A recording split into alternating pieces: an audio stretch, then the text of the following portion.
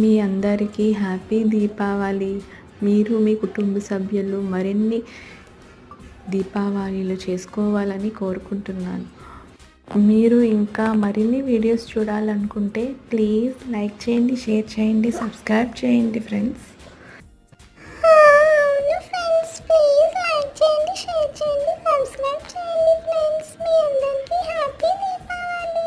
ఇదే ఫ్రెండ్స్ మా ఇంటి దీపావళి.